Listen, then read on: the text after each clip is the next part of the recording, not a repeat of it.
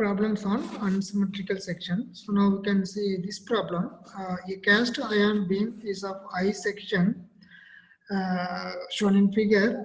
The beam is simply supported beam on a span of 5 meter. If the tensile stress is not to be exceed 20 Newton per mm square, sigma T value is given 20 Newton per mm square. Find the safe uniformly distributed load which the beam can carry, small w. They are asking. Find also the maximum compressive stress, sigma C.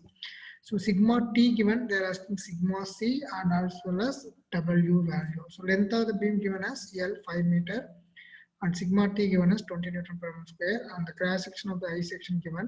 This unsymmetrical section about the x-axis, about symmetrical about the y-axis. So that is unsymmetrical section.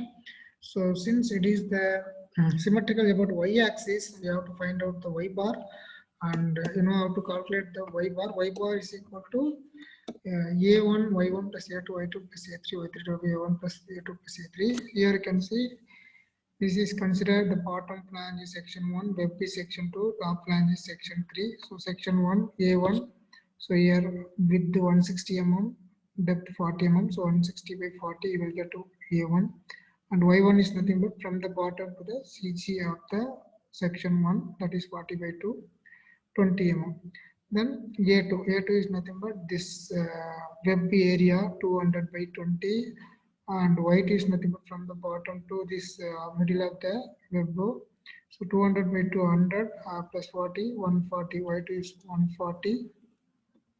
So A2 200 by 20 and Y2 how much? 140. Y2 here. So 140 mm, and area of the flange A3. So A3 means here top flange. So 80 by 20, 1600. Y3 is nothing but from the bottom to the center of this flange. So here 40 plus 200 plus 20 by 2, 10. So 40 plus 200 plus 20 by 2, 10. So 250 mm, Y3 250 mm. Therefore, so you know A1, Y1, A2, Y2, A3, Y3, everything. So you can substitute, you will get Y bar value is 19.66 mm. So from the bottom face, the Y bar value is from the bottom to this Y bar is 90.66 mm. Right? And from the top face, so overall depth is 260 mm. So minus Y bar, you will get the YC values 169.34 mm. And moment of inertia of the section about the neutral axis, you know how to calculate I equal to I1 plus I2 plus I3. I1 means the moment of inertia of the bottom flange about the neutral axis. So BDQ by 12 plus T1, Y bar minus Y1 whole square. So here at bottom flange, you can see BDQ, B is 160, D is 40, so 160 into 40 the whole cube by 12 plus area 160 into 40 into that distance Y bar minus Y1 whole square, that is nothing but the CG of this section we consider to the neutral axis depth. Neutral axis Y bar. So from here to here Y bar. So from this Y bar, if you deduct this Y1, that is 40 by 20, so 90.66 minus 20 the whole square. You can see here 90.66 minus 20 the whole square, that is I1. Similarly, I2, moment of inertia about the web about the neutral axis, the BDQ by 12 plus A2, area of the web into distance between the center of the web, right? Distance between the center of the web to the neutral axis. It means from here to here, here to here. So total this value is Y2 140 minus Y bar 90.66. 140 minus 90.66 the whole square. 140 minus 90.66 the whole square. So you will get the I2. Similarly, I3, moment of top flange over the neutral axis, so BDQ by 12 plus A3 into I3 minus Y bar the whole square. So total So if you total 260, so 250 up to 250, you will get y3 minus y bar 90.6 whole square, you will get the I3 value. So from that you can find out I equal to I1 plus I2 plus I3. So you will get the moment of inertia value. For simply supported beam, the tensile stress will be at the extreme bottom fiber and compressed stress will be at the extreme top fiber. So maximum tensile stress sigma t given 20 Newton per mm square. So here the maximum tensile stress, if you want YT value, 90.66. So m by I equal sigma by y. So here m is equal to sigma t by yt into I. So 20 sigma t divided by yt 90.66 into moment of inertia value. If you substitute, you will get the bending moment value as this much. And the maximum bending moment is at the center, therefore distributed load, therefore m equal WL square by 8. So m value, in terms of W now, right? So now, this bending moment value already found this, and if you equate this, you will get the W value 6816 Newton per meter.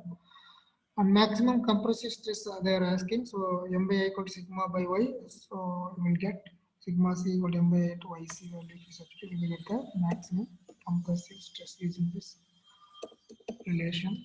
You will get the maximum compressive stress also.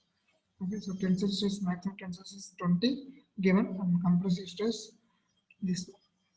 Okay, so this is how we have to find out the maximum compressive stress when you found the distributed load everything. Okay.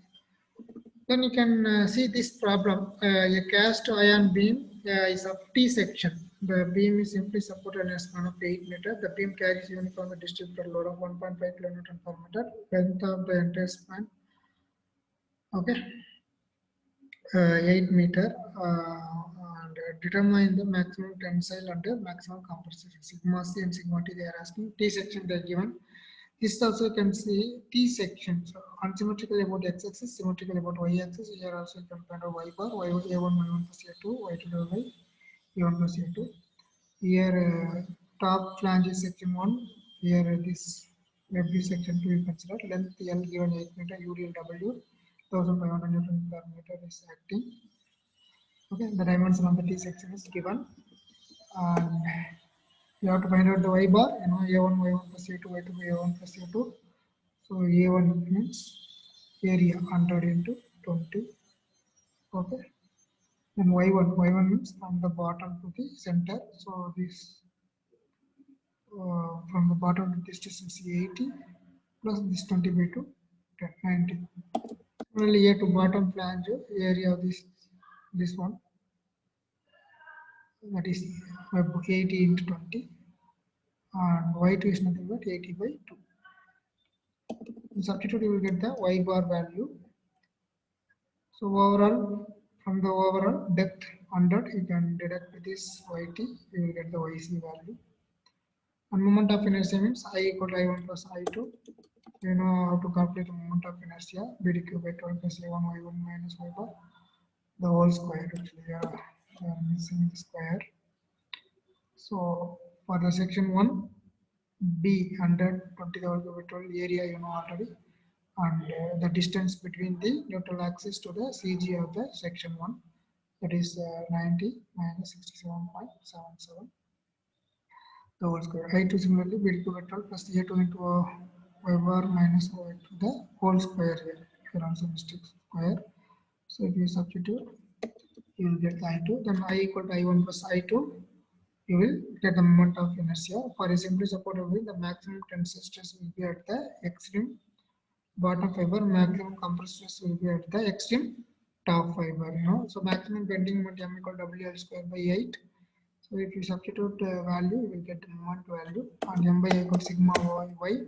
So from that relation, you can find out sigma t as m by I into yt, and from that relation, if you substitute sigma c m by I into yc. So yt, yc, if you substitute, you will get the tensile stress as well as the compressive stress. Right? So this is how we have to calculate the bending stresses, maximum compressive bending stress, maximum tensile bending stress, moment of inertia, bending moment, so everything you can be able to identify. right? So I hope you understand. Thank you for listening.